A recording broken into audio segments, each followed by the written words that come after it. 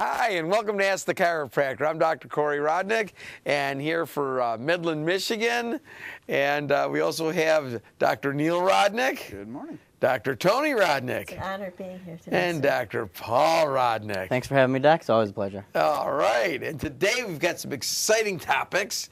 Spring into health. We're going to talk about spring and all the different things about spring that alter and change the way our body mechanics work.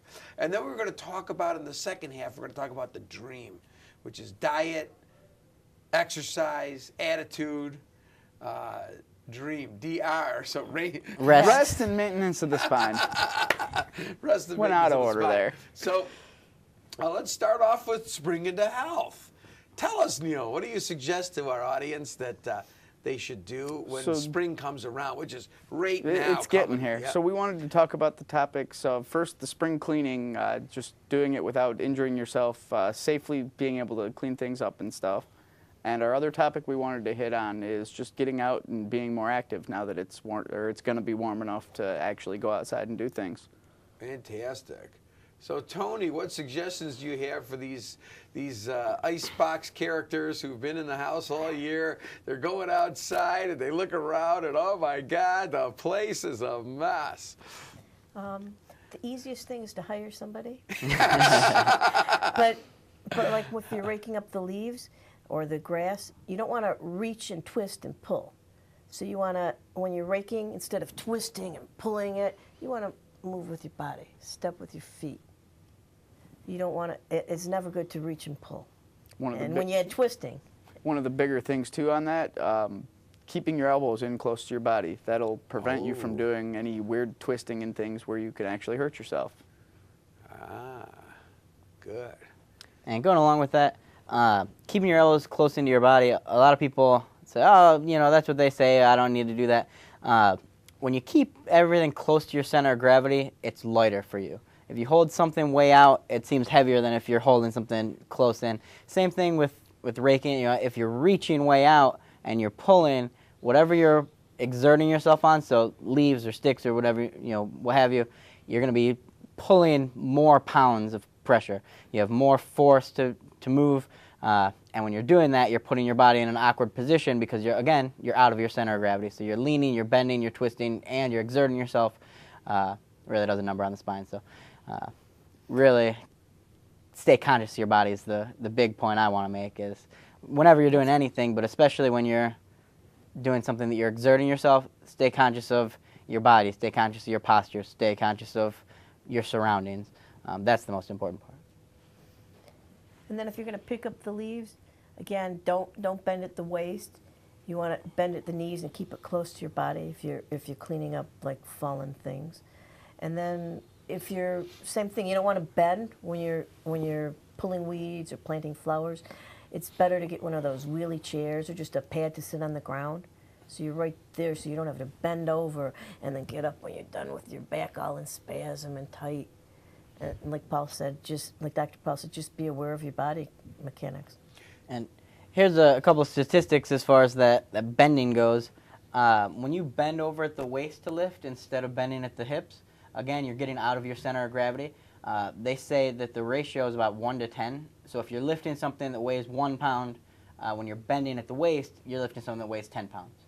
But what Plus you have to add the weight of your torso on exactly. that too. What that doesn't include is your body weight. When your body's out of the center of gravity, again, same ratio, 1 to 10. They say on average, the average adult male torso weighs about 100 pounds. So you're bending down, you're lifting a weed, you're pulling at about 1 pound. So you're pulling this thing, it weighs 10 pounds. And your body weighs 100 pounds, so now what you're really lifting is 1,000 pounds plus 10 pounds, 1,010 pounds, which is a lot of pressure on your low back. Yeah. And if you do throw something out right away, go to the chiropractor immediately. Don't wait.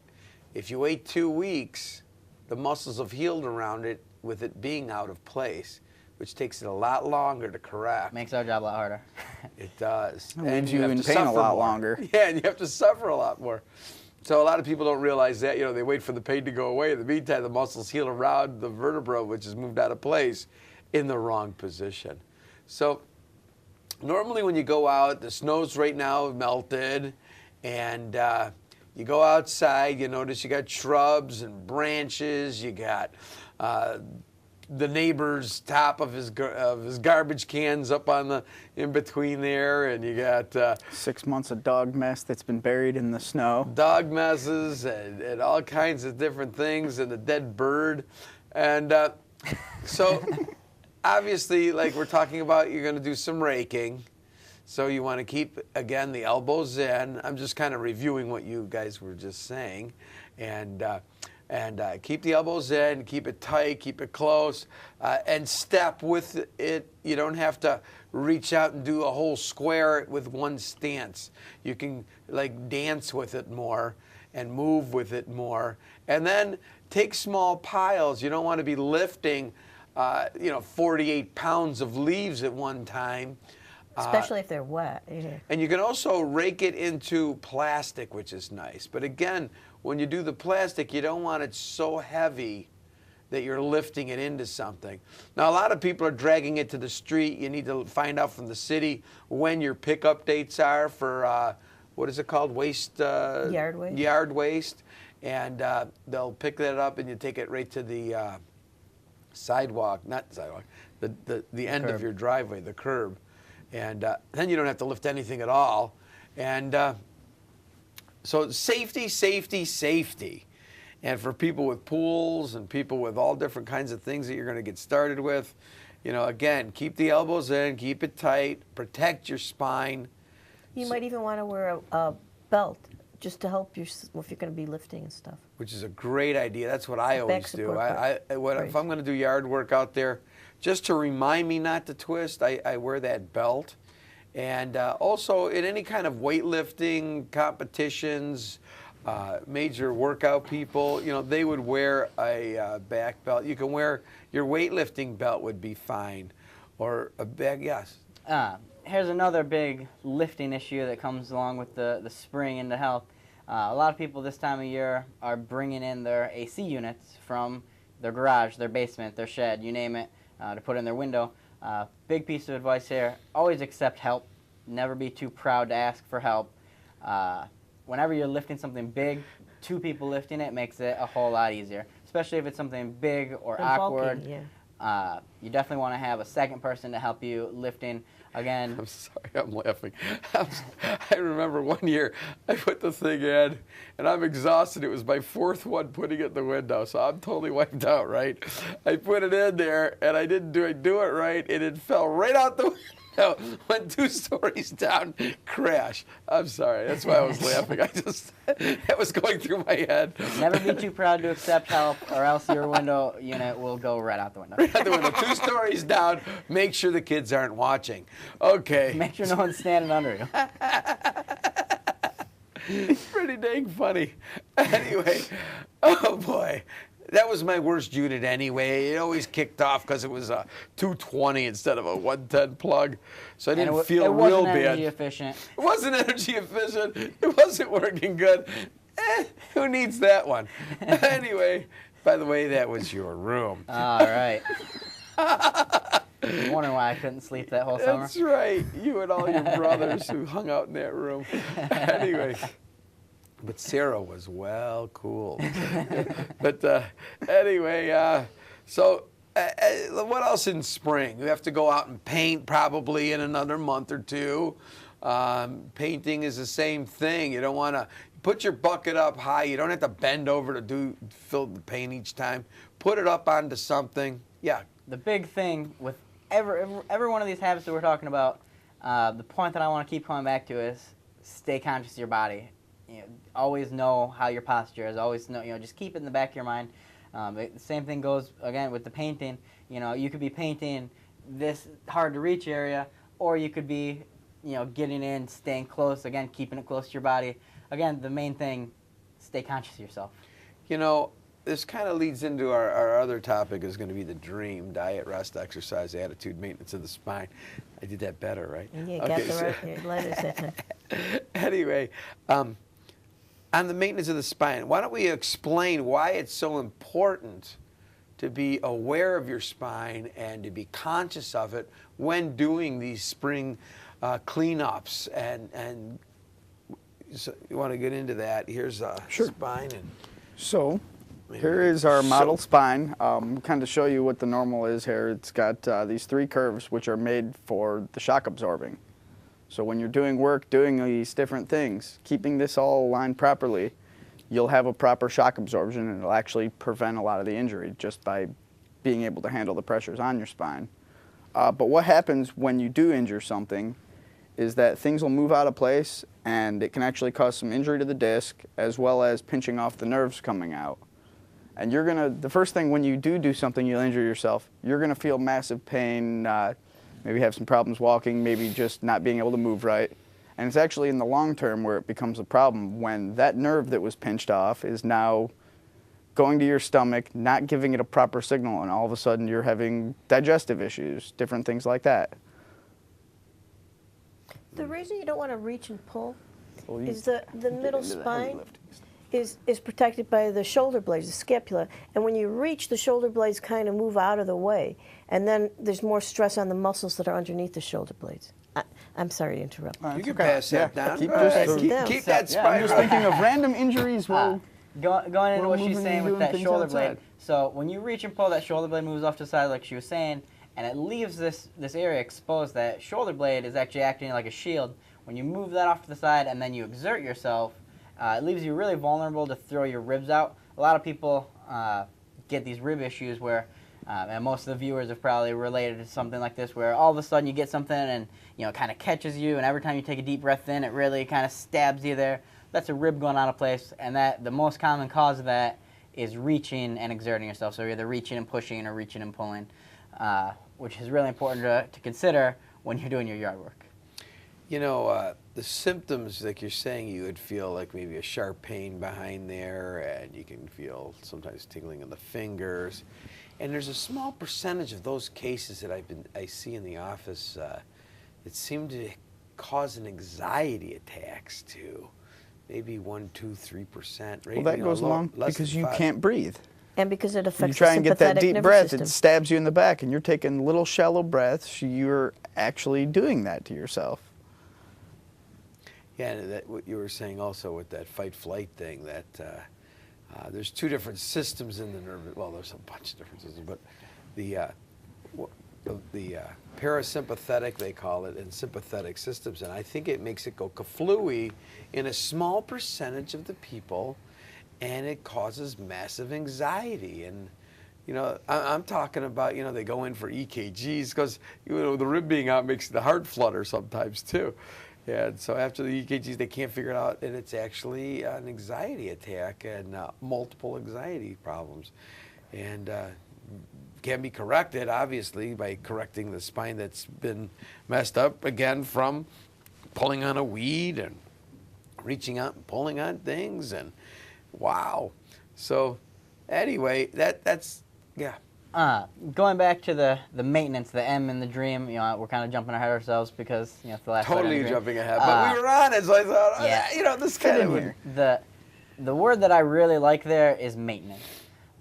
Anything in motion needs maintenance. So a good example would be your car. Your car needs maintenance. It needs oil changes. It needs rotations. It needs alignments. Anything that stays in motion is constantly being worn down, your body included. Now, your body has its own system set in place to maintain itself, and it's called your nervous system. Your brain controls everything through your spinal cord, down, out through the nerves, going everywhere in your entire body. And that's how your body maintains itself. And when that gets thrown out of whack, you lose your maintenance. So what we say is maintenance of the spine and the nervous system. So keeping that spine in alignment keeps that nervous system free and clear, makes it so your body can maintain itself, and your body actually works at an optimum. Everything works like it's supposed to. When your spine is aligned, everything's fine. Yeah, exactly. There you go. So let's go into the dream. Let's talk about that. So basically, there's very few components to health. And what those components are, it's very simple. Diet, rest, exercise, attitude, maintenance of the spine. And let's talk about diet for right now. All right. So the diet thing, this is not that big scary 4-letter word of you need to go on a diet to lose weight. Diet is actually whatever you're putting into your body is your diet. So having proper nutrients, proper things going in your body's going to be able to take those things, rebuild itself, add on to itself, and make itself actually working better just by having the right nutrients into itself. Like you were saying, everyone gets scared. They hear the word diet. Everyone's on a diet. I'm on a diet. You're on a diet. You're on a diet. Everyone's on a diet. The diet is whatever you put in your Whatever body. you're eating. You know, Yeah. this is my diet. My diet is, you know, this, and this. You know, your diet could be The 6 you know, buffets a day. And 6 that's buffets a diet. day, Mountain Dew. It's the only thing I put in my body. You know, that's your diet. Is it a good diet? No, Right. but that's your diet, and that's what we're talking about here is your individual diet. You want to make sure that your diet is not Mountain Dew every day. And on the same point, we're not saying, oh, just go totally green diet, stop eating meats, and just do all this other weird stuff. We're saying somewhere in between. Yeah, you don't have to necessarily Make an restrict improvement to yourself. where you're at. Exactly. Now, if you're in a very emergency situation, then a very strict diet would be a good idea. Yeah, no, absolutely. And if you're very healthy and conscious, health conscious, just some slight changes might be great. And if you've been living on fast food and potato chips and you haven't quite gotten critical, then your diet might be similar to, you need to get. The problem is, in our state, in our counties, we have about a third of our people are just regular fat, and about a third of our people are obese fat. So 2/3 are way out of the fat zones, and then you got 1/3 of the people, and in that 1/3, the too skinny people, the people who are too skinny, they're in that zone. So you got your fruit groups, you got your vegetable groups, you got your meat groups, and you got your sugar, candy, garbage food group. And dairy and grain. And then dairy. And grain. and grain. And so balance has always been a good idea generally with everything in life in general. Just don't overconsume any one particular thing. Or underconsume. Or it goes underconsume both ways. Yep. I like that word, balance. Balance. Because it goes both ways. You can be toxic as something. My diet has too much XYZ, and because of that, I'm unhealthy. My diet doesn't have enough XYZ. I'm deficient in this vitamin, that vitamin. So it goes both ways. You don't want to have too much. You don't want to have too little. Again, balance. Balance is key. And I think as in our country, we have this, we need to keep the food cheap, we need to keep the food plenty, and we need to make them like the taste of it.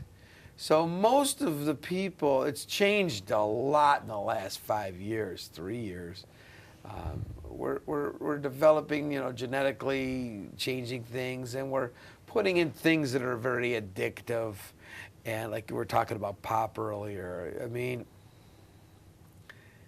I remember they wanted to fluorinate the water. I was very much against it, only because the people who do fluorinate their teeth, going for fluoride treatments to their dentist, they don't need it. So now you're toxic, poisoned because you're too much fluorine. And because fluorine does make the teeth harder and stronger. And the thing is, it's a very toxic poison. You don't normally want to ingest it. And they were putting it in the water to allow children. But the problem is the kids who don't go to dentists, those are the kids who don't drink water. And they're drinking pop anyway. So you're getting double doses for the people who take care of their teeth, and you're still not addressing the real issue. And the problem is getting to the people who don't take care of their teeth. So that's just an example I'm using. So you have this, we're trying to, as a government, correct certain things. And the FDA is allowing for certain food additives and genetically modified, where a lot of countries won't allow that in. We don't even have to list that it is genetically modified. So we've got some real issues with food and nutrients, and so that's where the vitamin companies are having a field day. You need to take vitamins if you're going to eat mineralized, devitaminized food substances. That just reminds me about, you usually tell people about the bread, how they ended up taking all the vitamins out. Yes. And now when they sell you enriched bread with all of its everything, that means they put some of it back in. That's really a great story, and I'm going to get into it a little bit here. So there was a gentleman working at a bread factory, and in the bread factory, they started making white bread, which was supreme. So when they did that, though, they took all the nutrients out.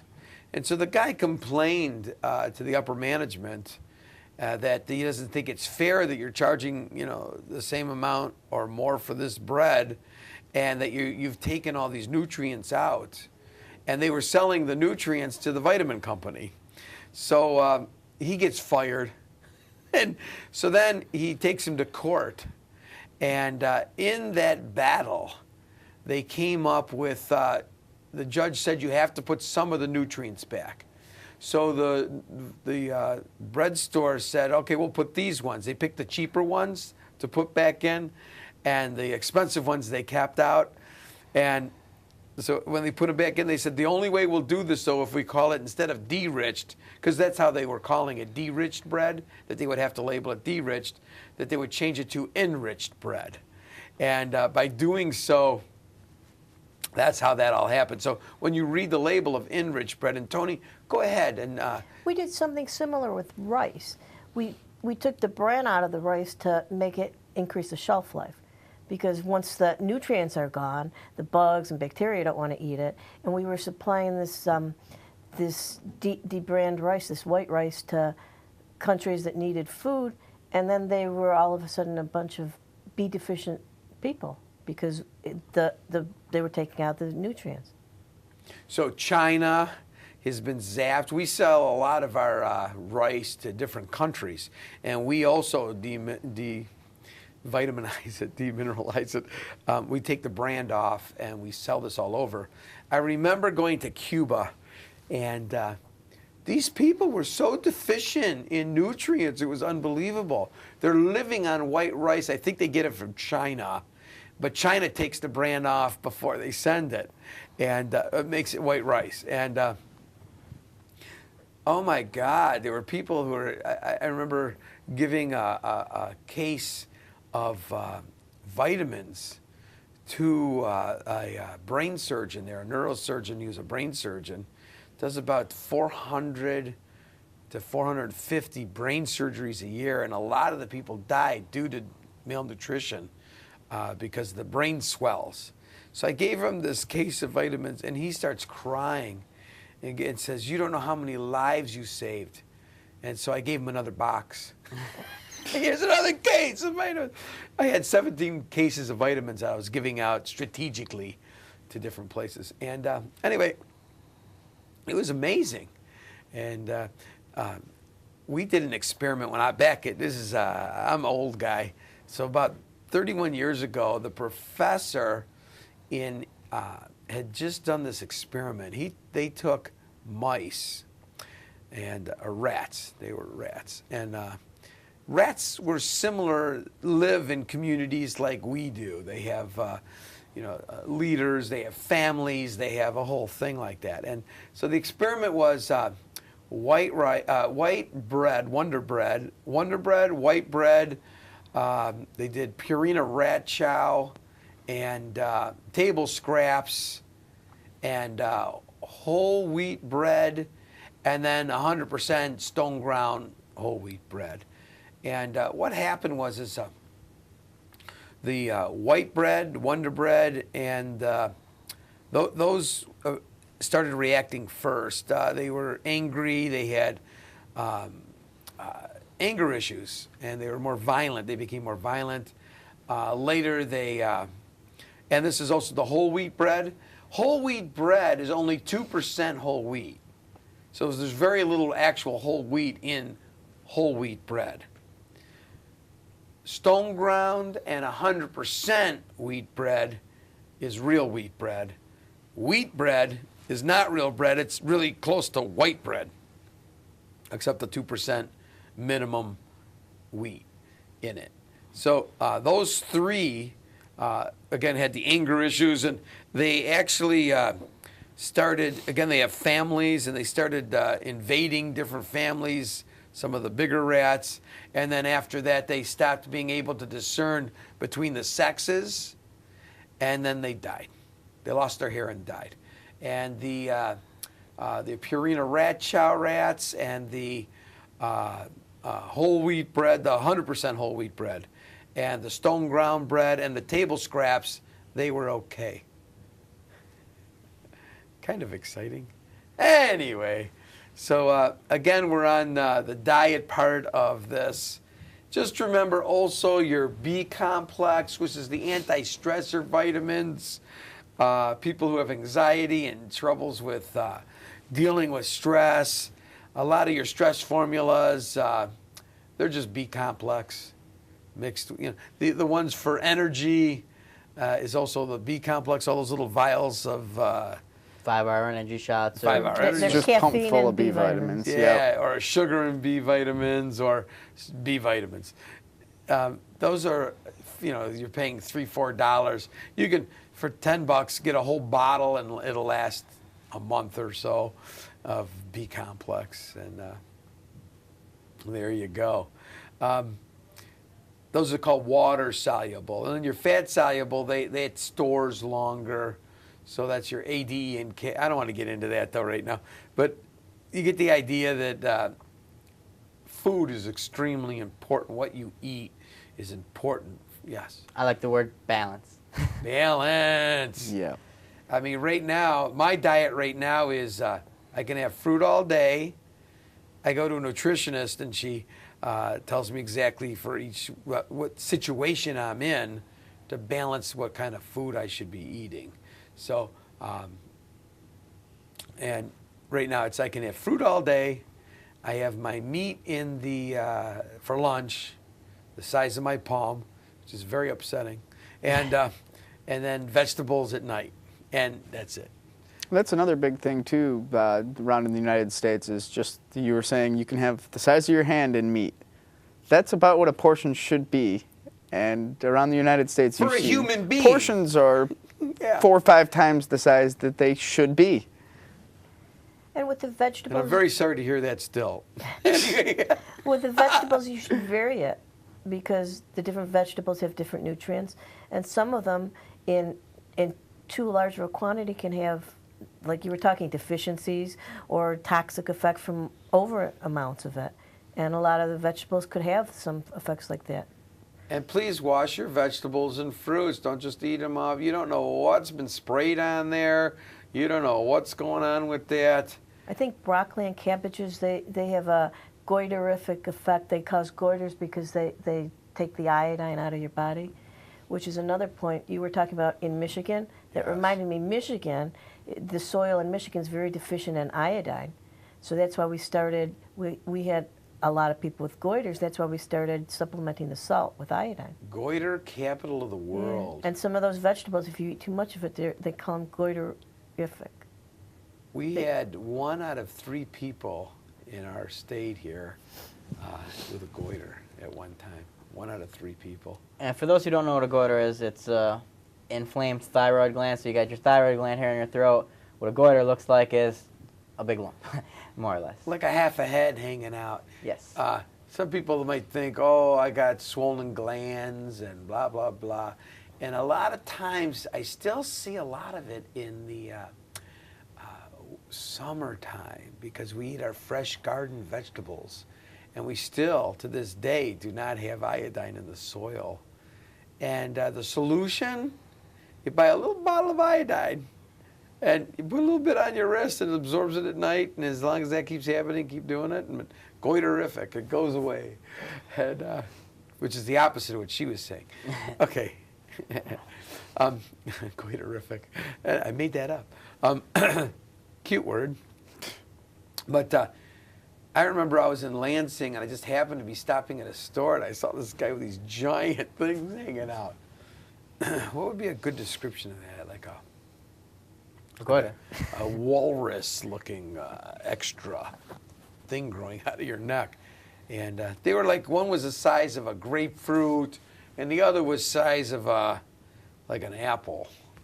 And I was staring at him, and he's like, he didn't say what, but I wanted to say that. What? I said, do you have goiters? So I told him about it, and then he called me a week later. He says, they're half the size already. And so iodized salt, and here's a new problem that we're coming up with as far as goiters go, is people are buying this special salt now. Sea salt, this salt, that salt. You want to get iodized sea salt, iodized Morton salt was my favorite, and but if it's not iodized, you're not getting that benefit. And I love eating those fresh tomatoes. Or else, like you said, you can get the sea salt and just get to supplement the iodine. And you can supplement the iodine. All those are very simple. So diet, we can talk about diet forever. It's such a great subject. And yep. But we're going to cut it off. And let's go to rest. Rest. I love rest. How much rest do you need? The amount that you need. So Everyone's different. I always tell people somewhere around 6 to 8 hours. That's not an exact amount. It's about an average of how much sleep you should be getting a night. But you know, your body knows. You can ask anybody, and it's 6 to 8, which is the standard. But here's what it really is: are you tired? Go to sleep. Are you still tired when you wake up? You're not getting enough sleep. You should go sleep earlier.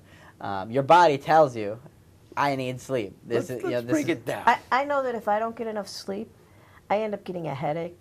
My body is telling me, hey, if you're not going to take care of yourself, I'm going to make you take care of yourself. It's going to knock me out so that I can take care of myself. You got to listen to your body.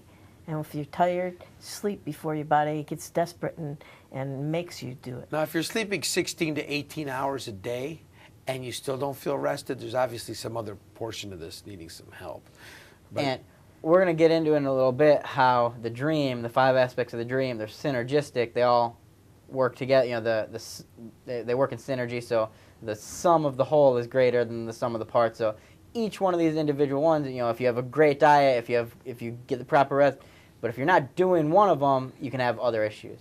So again, same thing. If you're sleeping 18 hours a day and you're still feeling tired, you might have a deficiency. You might have something else going on. But if you're doing everything in the dream, if you're doing all 5 of them, then you're truly living healthy, and that's what we call you're living the dream. Now, I've met people with 3 hours sleep and are totally rested. And I've met people with 16 hours sleep and they're still exhausted. And the studies are not conclusive on all of this yet. And it's fairly a new, it's only been around since like the late 70s. The 70s and 80s is when they started saying, hey, there's something going on with sleep. And then we started sleep studies and all that.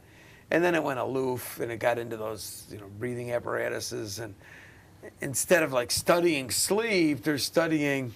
So another big one too, you're talking either like a half hour to 16 hours depending. And actually the amount of REM sleep you're getting is really the key to there. That's the topic that we're into now. REM sleep. What is REM sleep? So that's where Rapid eye movement. You ever see the dog doing this while they're sleeping? Well, guess what? That's REM sleep. When we do it, our eyes are twitching and we might be doing little flutters and all that. And that's when you dream too, when you're in the REM That's the sleep. big dream The thing. deeper sleep. That's also when your body regenerates itself. That's when you're getting rested, is when you're in that REM. That's when you're getting what you need out of the actual Now, what sleep. if in 5 minutes, boom, I hit REM sleep? I do my REM, half hour later, I wake up, I go back to another REM sleep, and then do another REM sleep. I'm done. Then you're going to feel a lot better than I'll the feel person great. that's I'll tried feel to sleep rested. 16 I'm hours REM'd out. rolling around and not actually sleeping. As compared to somebody here's an example of the opposite end of this. They can't sleep, they finally take something to go to sleep. They go, now REM is not the bottom of sleep. REM is about 3/4 down as you're drifting down, and then you're knocked out, and then you come back up. So you can REM twice in a sleep. But the thing is, let's say you take some medication to knock you out. Boom, you go down, you miss the REM. You go straight into knocked out. And then you go from knocked out, you wake up, you miss the REM again. In the meantime, you've been out for 8 hours. You get up, you go, God, I'm even more tired than I was before. Oh, what? You didn't get any rest out You of got it. no rest, no sleep, nothing.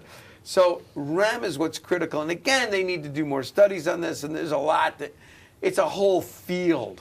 And the thing is yeah, you got to watch out how it gets industrialized so quickly. Like when you're studying these things, it shouldn't be about profit and how do we make money at this, and it should be more about getting the information. Getting the information really doesn't make anyone any money.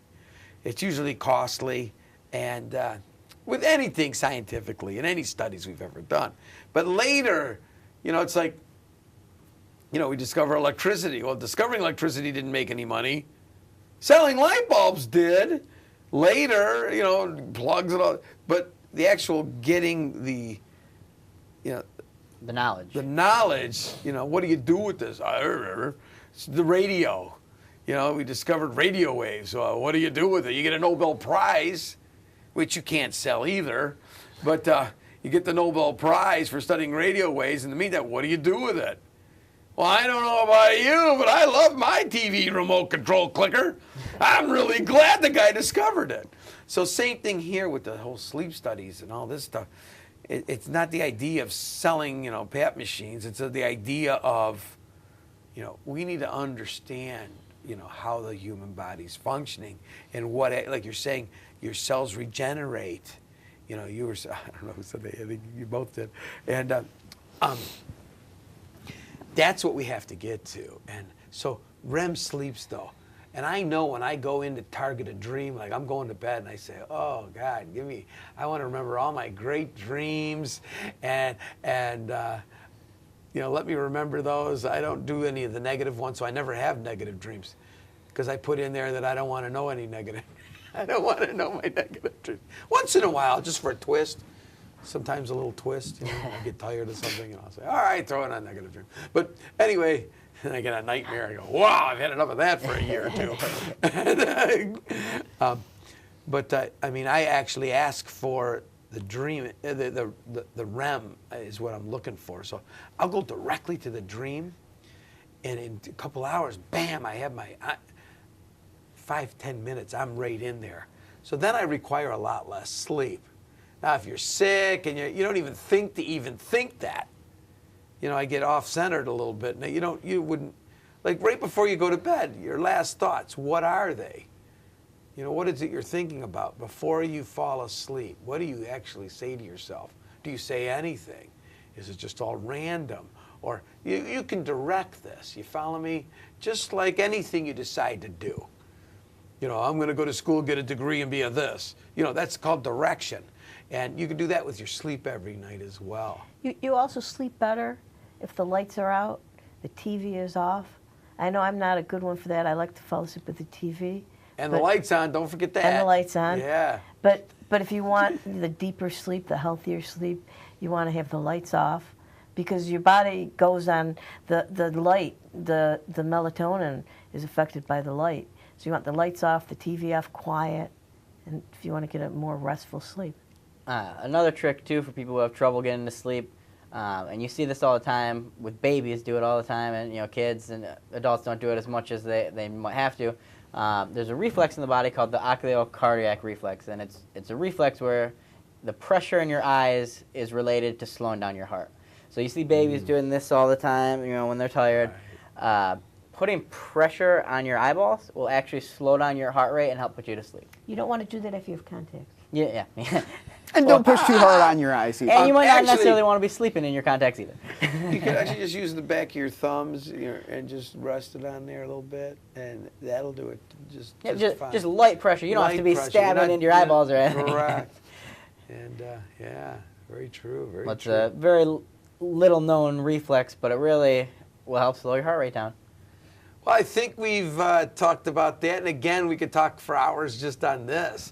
But let's go on to the third thing, was exercise. And exercise is just wonderful. Now, a lot of people, again, same thing. They hear that word, exercise, same thing with the diet. Diet, exercise. I'm not talking about, when we say exercise, we're not talking about you should go to the gym and you should be pumping iron for 3 hours every day and, really bulk up. That's not the exercise we're talking about. We're talking Although about... it's good to do. Yeah, that's not, it's not horrible, but what we're talking about is motion. Don't be a couch potato.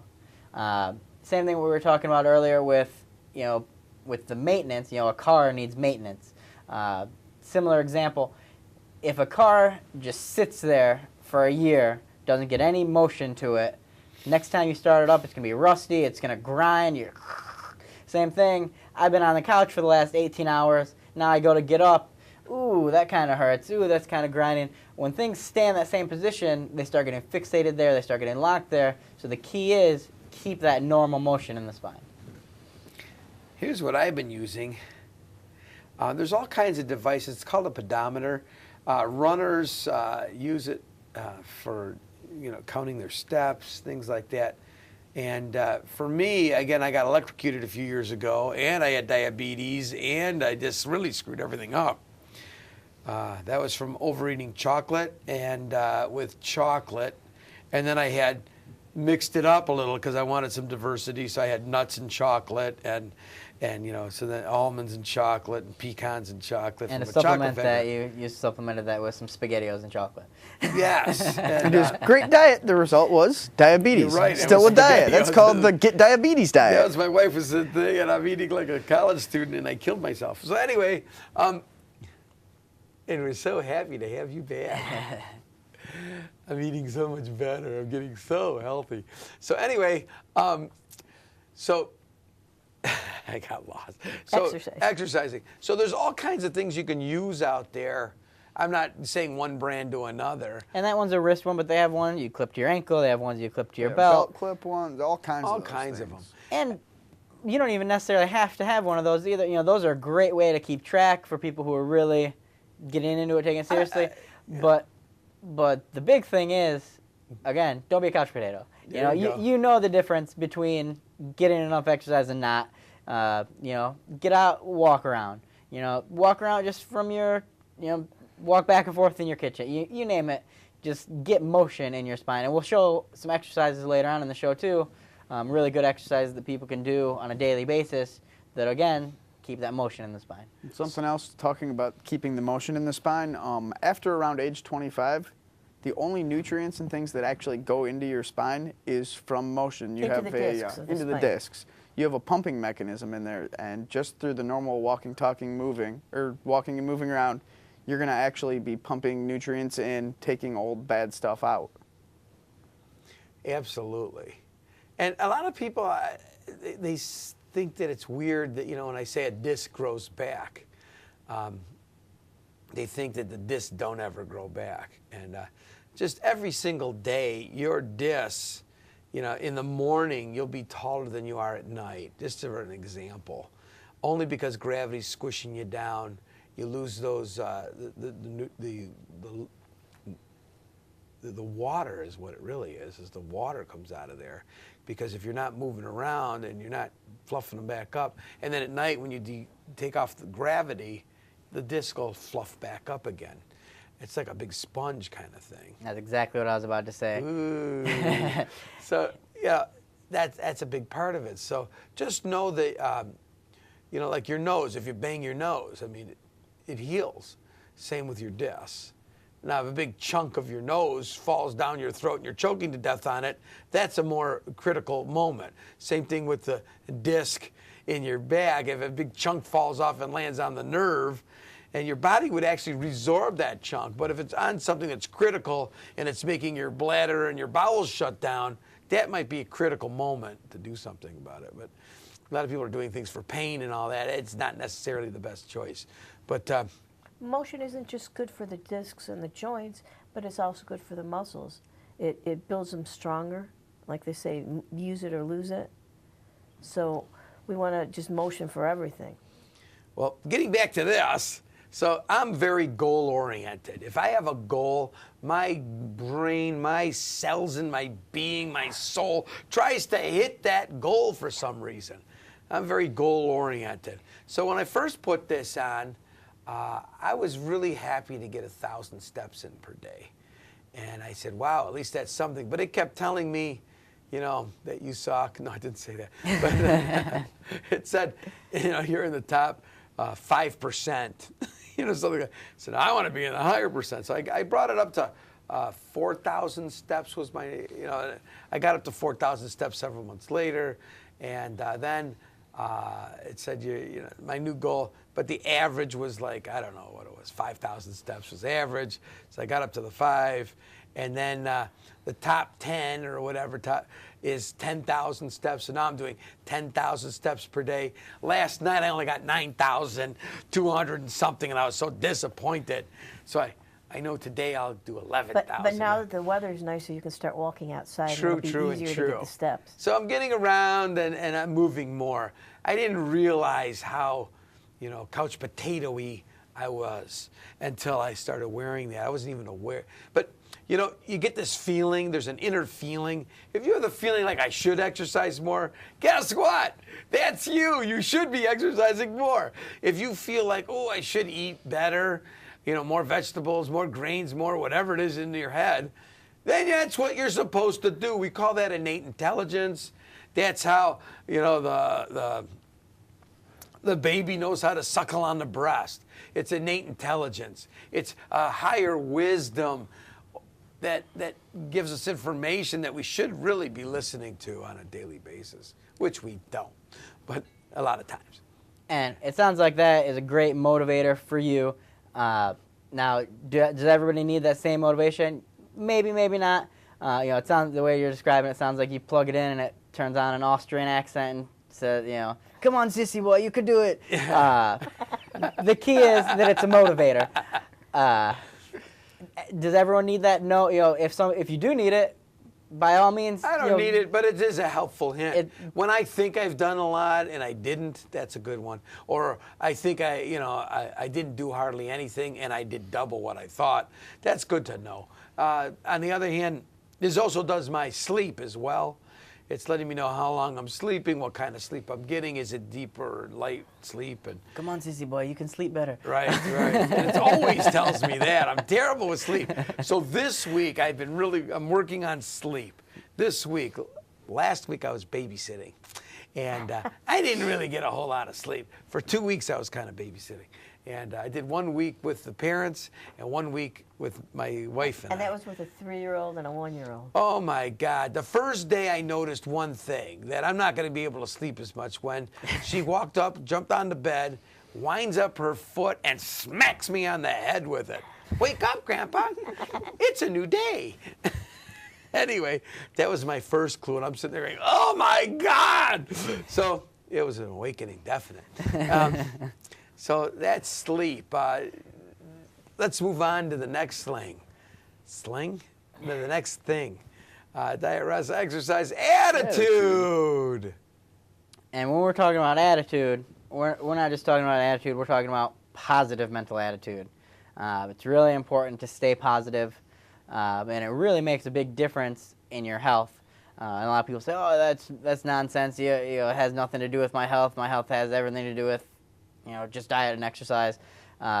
Attitude makes a big difference. And an example I like to give is you got 2 people just getting out of a major surgery, let's say heart surgery, and they're both recovering, room next to each other. The one room, family's there, they're bringing flowers and balloons, and somebody's there all the time with them. The other room, it's a droll hospital room, that kind of weird lighting, nobody comes and visits. It's flickering. Flickers a little bit, yeah. Smell to the room. And you say, which one of these people has a better chance of recovering more?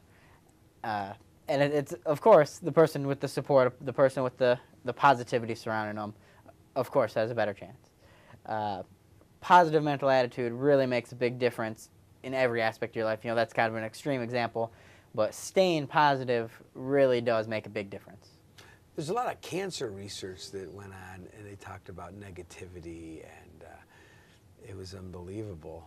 And that cancer, way more people have cancer who are negative than are positive. That was interesting. That was the one over in Europe where they did the study where when somebody had some sort of terminal cancer, instead of just being like, you have 6 months to live, they tell them, oh, you're going to be fine. We have this new stuff. You can take that, go home with your family, everything will be okay.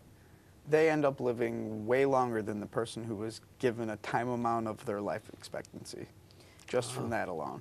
And you hear the phrase, laughter is the best medicine. And you think, oh, that's silly.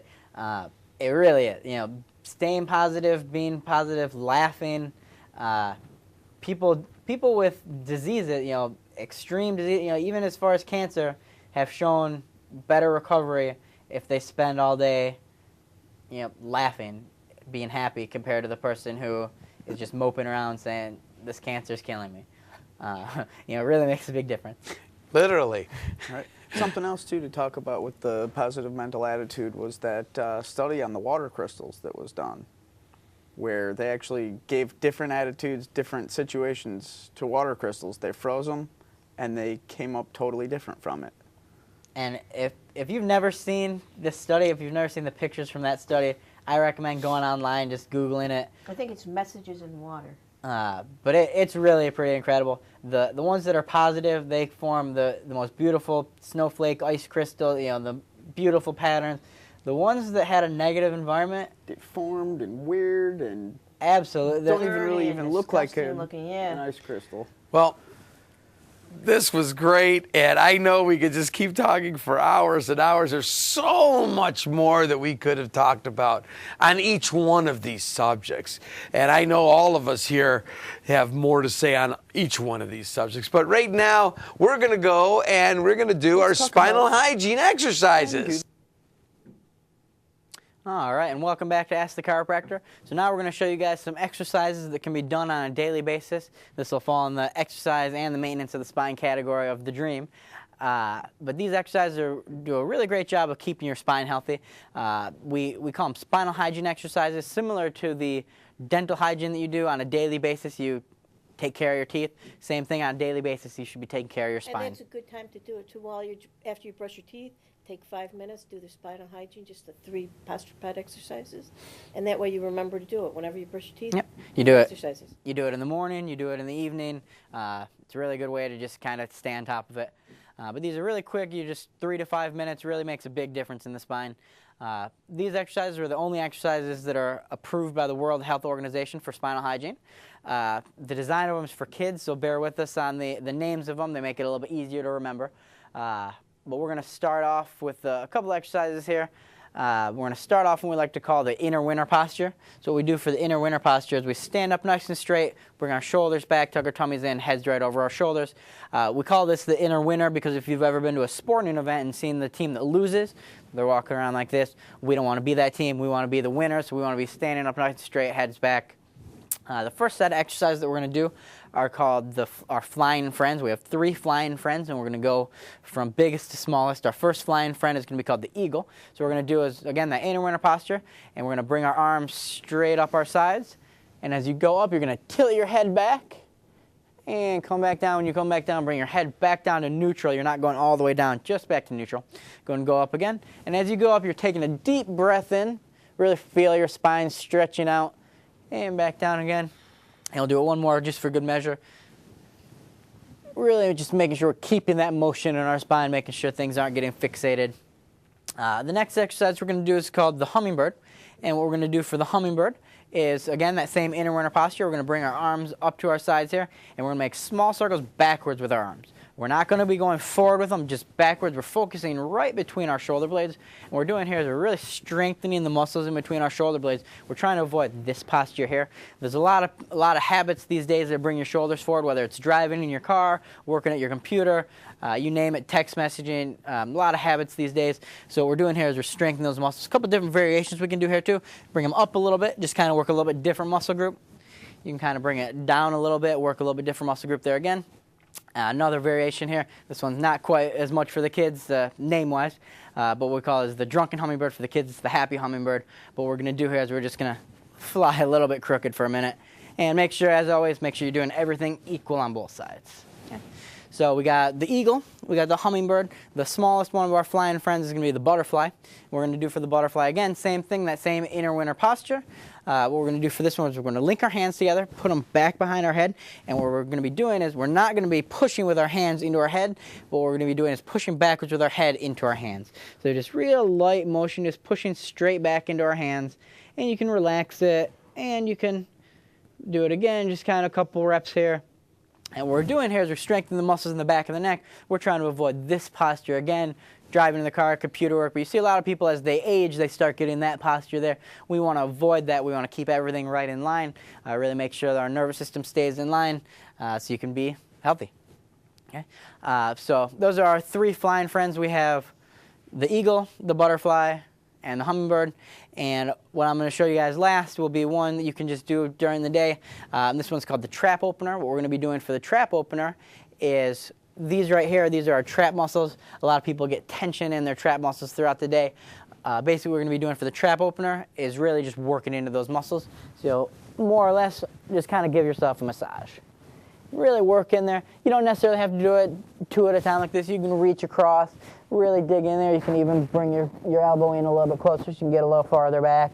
And then again, same thing as always, same thing on both sides. Okay, and those are just a couple of exercises you can do throughout the day. It really help keep motion in your spine, keep you healthy. And thank you so much for joining us on Ask the Chiropractor, and we'll see you guys here next month. It's been a pleasure. Thanks so much.